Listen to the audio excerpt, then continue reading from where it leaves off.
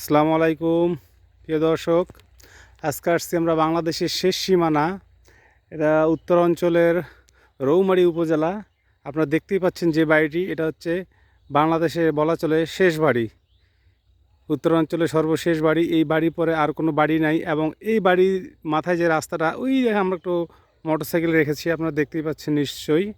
এই যে বাইক রেখেছি, এই রাস্তাটাই সর্বশেষ রাস্তা, এরপর আর কোনো রাস্তা নাই। এরপর পরেই আপনারা দেখতে পাচ্ছেন আবাদি জমি, সরিষা লাগিয়েছে এখানে।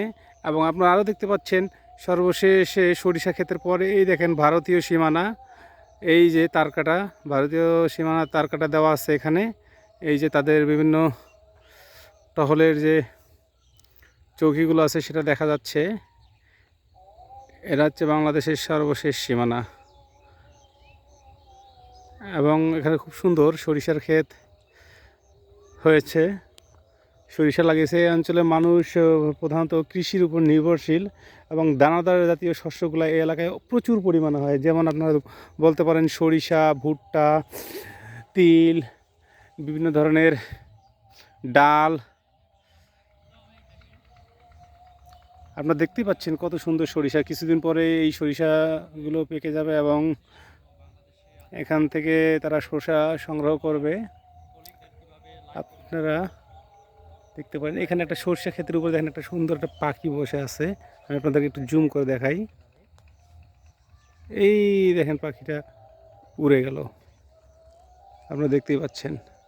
আর ওই পাশে আপনারা দেখতে পাচ্ছেন সেটা হচ্ছে বর্ডার, ভারতীয় বর্ডার। এই দেখেন এই বাড়ি ঘরগুলো দেখতেছেন, এগুলো ভারতের ভিতরে। এই যে এগুলো সম্পূর্ণ ভারতের বর্ডার, আপনারা দেখতে পাচ্ছেন এখানে।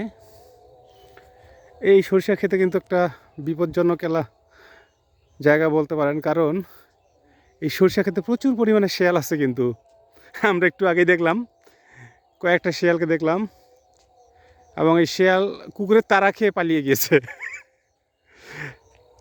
যার কারণে এখানে একা আসাটাও রিক্স, সন্ধ্যার সময় আসাটা রিক্স।